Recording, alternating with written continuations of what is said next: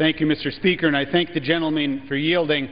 You know, I'd like to pause and just listen and think through a couple of the arguments that we've been hearing over the past couple of weeks from our friends on the other side of the aisle and from the President of the United States. And one is that people should pay their fair share.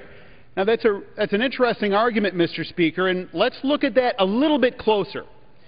So if the President's will were to prevail on this, in other words, if this tax hike goes into place, then the top tax rate for some small businesses would be over 44%. Now contrast that to the top tax rate that President Obama is proposing would be 28%.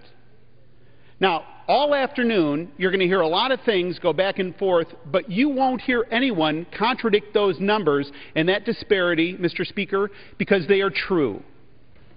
There is no sense in telling corporations you get a 28% rate and the top rate for small business is 44%. There's nothing fair about that.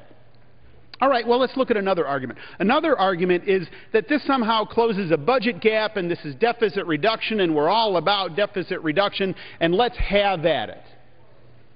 Well, the little secret on the deficit reduction is at best, the most generous estimate is this would take care of, what, maybe 7, 8, 9, 10 days of spending? Maybe. But who would pay the cost for that? I'll tell you who pays the cost for that.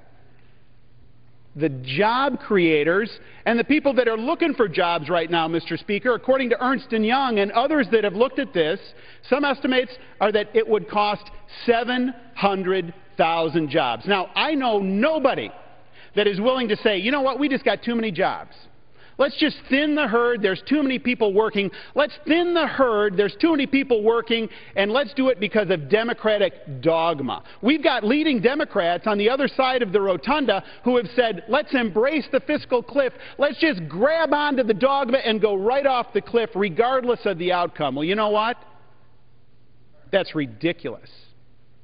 And we have an opportunity here to make some certainty, to move to the next year, not to move to the next year just for the sake of another year, but to move to next year to fundamentally reform our tax system, to create a more competitive tax code that is broad and fair and wise and well thought out, and that does what?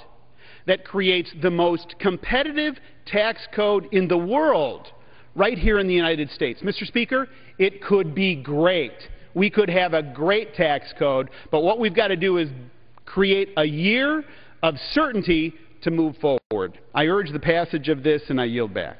Gentleman yields back his time. Gentleman from Michigan, Mr. Levin.